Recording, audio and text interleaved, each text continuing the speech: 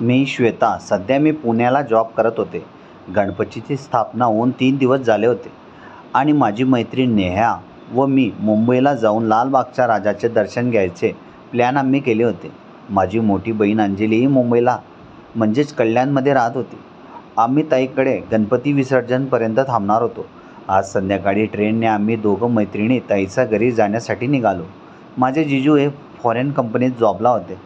माझाहून double पगार त्यांचा होता. 50 लाखांचा त्यांचा 4 BHKचा फ्लॅट होता. रात्री 9:15 सुमारास आम्ही कल्याणला उतरलो. आम्हा दोघांना घेण्यासाठी जिजू गाडी घेऊन आले होते. जिजूने लांबूनच मला हात देऊन आवाज दिला आणि ते ज्या ठिकाणी उभे होते त्या दिशेने आम्ही जाऊ लागलो. स्टेशन व घराचे अंतर हे फक्त 20 मिनिटाचे होते. काही वेळातच आम्ही ताईच्या घरी पोहोचलो व माझ्या मैत्रिणीला ताईचं घर फार आवडलं होतं. मग आम्ही फ्रेश होऊन जेवणाला एकत्र बसलो. जेवण झाल्यानंतर काही वेळ आमच्या गप्पा रंगल्या. उद्या अगोदर कोणकोणत्या गणपतींचे दर्शन आपल्याला करावयाचं आहे त्याचे डिस्कशन आम्ही सर्व मिळून करू लागलो. गप्पांमध्ये वेळही कळला नव्हता. माझे दाजी दिसायला अगदी हँडसम डॅशिंग होते. त्यांची हाईट 5 फूट 11 इंच एवढी होती. माझी मैत्रीण वारंवार दाजींवरच डोळा ठेवून बसली होती. मी, ताई व माझी मैत्रीण रात्री झोपण्यासाठी एका रूममध्ये होतो आणि दाजी त्यांच्या बेडरूममध्ये होते. कारण ताईच्या लग्नाला फक्त 4च महिने झाले होते. अजून त्यांना कोणतेही मूलबाळ नव्हते. दाजी हे रात्री 1 वाजेपर्यंत लॅपटॉप घेऊनच बसायचे. कारण त्यांची कंपनी फॉरेनची असून त्यांना रात्री जास्त काम असायचे. आमच्या रूममध्ये बेडही खूप मोठा होता. आम्ही तिघेजण अगदी मोकळेपणाने झोपलो होतो. रात्रीची 1:30 वाजले होते. ताईचा मोबाईल वाजला. ताई उठून बसली. त्या मोबाईलच्या आवाजामुळे माझीही झोप उघडली. पण मी झोपूनच ताईकडे पाहत होती. ताईचं लक्ष माझ्याकडे नव्हतं. ताई हळूच रूममधून बाहेर निघाली आणि दाजींच्या बेडरूममध्ये गेली. त्यानंतर ताई परत आमच्याजवळ झोपण्यासाठी आलीच नाही. दुसऱ्या दिवशी सकाळी आम्ही थोडे उशिरा उठलो. ताई तयार होऊन पूजेला बसली होती आणि दाजीही काही सामान घेण्यासाठी बाजारात गेले होते. मी ताईला उठल्या उठल्या गुड मॉर्निंग म्हणाले. काही वेळातच ताईची पूजा संपण्यात आली होती. ताईने आम्हाला लवकर फ्रेश होण्यास सांगितले आणि आपण नाश्ता करून पटक्यात गणपतीचे दर्शन घेऊया. कारण संध्याकाळी ट्रॅफिक फार जास्त असल्यामुळे आम्ही सर्वांनी संध्याकाळपर्यंतच घरी येण्याचा प्लॅनिंग केला होता व गणपती पाहायचे ठरवले होते. मी व नेहा पटक्यात फ्रेश होऊन ब्रेकफास्ट करण्यासाठी तयार झालो. काही वेळात दाजी घरी पोहोचले. तेही आमच्याजवळ येऊन ब्रेकफास्टसाठी बसले. ब्रेकफास्ट करून आम्ही 11 वाजेच्या सुमारास घरातून बाहेर निघालो. मुंबईतील निम्म्याहून अधिक गणपतींचे दर्शन आम्ही घेतले आणि सर्वात शेवटी लालबागच्या दर्शनासाठी आम्ही लाईनीत उभे राहिलो. दुपारचे 3 वाजले होते. 1.5 तासातच आमचे लालबागच्या राजाचे दर्शन झाले. त्यानंतर आम्ही थोडा बाजारात नाश्ता करून घरी जाण्यासाठी निघालो. कारण सकाळपासून खूप दमलो होतो. आता तर घरी जेवणाची सुद्धा इच्छा नव्हती. असं वाटत होतं की डायरेक्ट घरी जावं आणि पलंगावर पडावं. 1 तासानंतर आम्ही घरी पोहोचलो. त्यानंतर मी व नेहा फ्रेश होऊन आम्ही रूममध्ये येऊन डायरेक्ट झोपलो. संध्याकाळी लवकर झोपल्यामुळे आता रात्रीचे 1 वाजले होते. माझी झोप पूर्ण झाली होती. मी शेजारी पाहिले तर फक्त नेहा होती. आमच्याजवळ ताई नव्हती.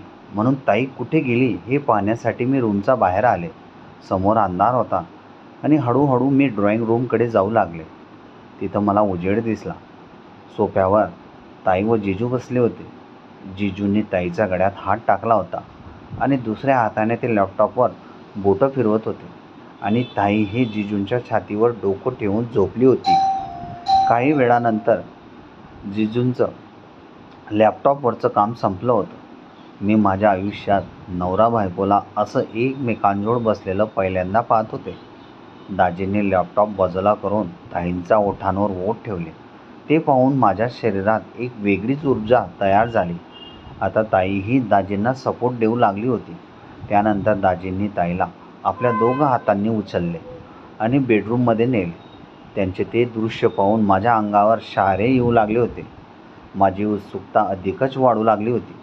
अजूनही दाजींनी बेडरूमचा दार लावला नव्हता. त्यांना वाटले मी व माझी मैत्रीण अगदी गाढ झोपेत असावे. मी हळुवार पावलांनी ताईच्या बेडरूमपर्यंत पोचले. मी आतलं दृश्य पाहून शॉकच झाले. माझे डोळे अगदी मोठेच झाले. ताई व दाजी एकमेकांच्या मिठीत होते आणि एकमेकांवर ते प्रेम करू लागले होते. ते दृश्य पाहून माझ्याही अंगात एक वेगळी जाग निर्माण झाली होती. त्यांचा तो प्रोग्राम साधारणतः 20 मिनिटापर्यंत चालला. एकमेकांवर त्यांनी खूप उधळून प्रेम केले. त्यानंतर आपले कपडे बाजूला ठेवून ते घामाने ओलीचिंब होऊन शांत झाले. त्यानंतर मी त्या ठिकाणाहून आपल्या रूमकडे निघाले. अजूनही माझे चित्त लागत नव्हतं. वारंवार जिजू व ताईचे दृश्य डोळ्यासमोर सतत फिरत होतं की लग्नानंतर नवरा बायकोंमध्ये असं प्रेम असू शकतं का? कारण अजून माझं लग्न झालं नव्हतं आणि या गोष्टीची जाणीव मला नव्हती. पूर्ण रात्र मला झोप लागली नव्हती. कारण दाजी ही वर्क फ्रॉम होम म्हणजे घरातूनच काम करत होते. दाजी ही सकाळी उशिरा उठायचे आणि ताई ही सकाळी 6ला उठून आपल्या कामाला लागायची. मी साधारणतः 9 वाजेच्या सुमारास नेहा व मी उठून लवकर फ्रेश होऊन ताईने बनवलेला ब्रेकफास्ट करण्यासाठी गोळा झाले. ब्रेकफास्ट झाल्यानंतर मी ताईला मदत करण्यासाठी किचनमध्ये गेली. ताई मला कोणतेही काम करू देत नव्हती. नेहाही ऑफिसचे प्रोजेक्ट पूर्ण करण्यासाठी रूममध्ये लॅपटॉप घेऊन बसली होती. माझ्याकडे कोणतेही काम नव्हतं म्हणून मी जिजूंना भेटण्यासाठी बेडरूममध्ये गेली. जिजू ही डॉक्युमेंट फाईलमध्ये सेट करण्यात बिझी होते. जिजूंचे लक्ष अचानक माझ्याकडे गेले आणि म्हणाले, ये ना श्वेता, काही काम होतं का? नाही हो दाजी, काही काम नव्हतं, पण सहज भेटावं तुम्हाला म्हणून आले होते. अगं तुझ्या मैत्रिणीला करमत आहे की नाही आमच्या घरात? हो दाजी, ती तर फार एन्जॉय करत आहे इथं. दाजी मला एक विचारायचं होतं तुम्हाला, कारण मी ताईला विचारू शकले असते पण हिंमत होत नाही. सांग ना, पैसे लागत आहेत का शॉपिंगसाठी? नाही हो दाजी, शॉपिंग करायला तर माझ्याकडे आहेत पैसे. मग सांग, काही प्रॉब्लेम आहे का? दाजी ही ताई रोज रात्री तुमच्याजवळ का येते? का? बायको आहे ती माझी. अगं श्वेता, ही तर एकदम सोपी गोष्ट आहे. कोणत्याही मुलीला कळतं की लग्न झाल्यानंतर बायको ही नवऱ्याजवळ कशासाठी येते. ठीक आहे, तुमच्या दोघांचं एकमेकांवर खूप प्रेम आहे, पण असं रात्री उठून ताई दररोज तुमचं काम संपल्यावर बरोबर येते. आणि कालही मी पाहिले होते तुम्हाला दोघांना. हे ऐकून तिचे दाजी शॉकच झाले. का? अजून तुला बॉयफ्रेंड मिळाला नाही का? दाजी म्हणाले. बॉयफ्रेंड आणि माझ्या शक्यच नाही. अशा गोष्टी मला आवडतच नाही हो दाजी. मग तुला कसं कळणार लग्नानंतर नवरा बायकोचे प्रेम काय असते ते? बॉयफ्रेंड असल्यावर कळतं का दाजी? श्वेता म्हणाली. त्यावर दाजीने लगेच दाराला कडी लावली आणि दाजी माझ्यासमोर येऊन उभे राहिले आणि म्हणाले, असं समज मी तुझा बॉयफ्रेंड आहे, तू माझ्याबरोबर कशी रिॲक्ट करणार? मी कसं सांगू शकेल दाजी, अजून तर माझा बॉयफ्रेंड नाही आहे ना. असला बी तर फक्त आम्ही गप्पा गोष्टी करू, आवडीनिवडीबद्दल विचार करू आणि रोज वेगवेगळ्या जागेवर भेटू, बस. या पलीकडे काही नाही. अगं श्वेता, इतकी मोठी झाली आणि एवढी बोडी राहशील तर कोणीही उचलून नेईल तुला. मी तुला नंतर सांगेन. आता मला ऑफिसचा प्रोजेक्ट लवकरात लवकर सबमिट करायचा आहे. त्यामुळे दाजींनी त्यांच्या मनाची इच्छा माझ्यावर व्यक्त केली नाही आणि मी दाजींच्या रूमवरून लागलीच बाहेर आली. माझ्या डोळ्यासमोर ताई व दाजींचे चित्र सातत्याने फिरत होते. दिवसभर विचार करून करून डोकं चक्रायला लागलं होतं आणि दाजींनी बॉयफ्रेंडबद्दल सांगितलेले विचारही आता माझ्या मनात येऊ लागला होता. आता मी फक्त रात्रीची वाट पाहू लागली होती. परत रूममध्ये मी, नेहा आणि ताई रात्रीच्या वेळेस झोपले होते आणि दाजी ड्रॉइंग रूममध्ये बसून काम करत होते. दाजींचे काम परत 1 वाजेच्या सुमारास संपले होते. दाजींनी 1:15 परत ताईला फोन केला. ताई उठली आणि बेडरूमच्या दिशेने जाऊ लागली. ताई गेल्यानंतर मी 10 मिनिटांनंतर बेडरूमच्या दिशेने निघाले. जे मी काल दृश्य पाहिले होते ते आजही मला पाहायला मिळाले.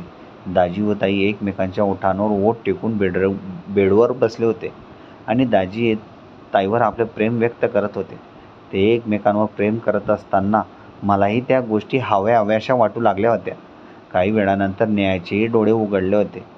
तीही घाबरली होती की बेडवर कोणी नव्हते म्हणून तीही आम्हाला पाहण्यासाठी बाहेर आली होती. दाजी व ताईच्या बेडरूम बाहेर मी उभी पाहून तीही माझ्या मागे उभी राहिली. त्यानंतर ताई व दाजींचे प्रेम पाहून तिचे डोळे मोठेच झाले व तिलाही शॉकच बसला. अचानक तिने माझ्या खांद्यावर हात ठेवला. मी एकदम घाबरून मागे पाहिले तर नेहा माझ्या पाठीमागे उभी होती.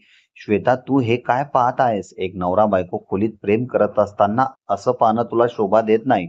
मग मी म्हणाले, "अगं नेहा, माझ्या मनात तसं काही नव्हतं." "मग का उभी आहेस तू या ठिकाणी?" नेहा मला आमच्या रूममध्ये घेऊन गेली आणि तिकडे ताई व दाजी आता शांत झाले होते. असेही ताई बेडरूममध्येच जिजूंसोबत झोपणार होती. मी व नेहा आता गप्पा करण्यात व्यस्त झाले होते.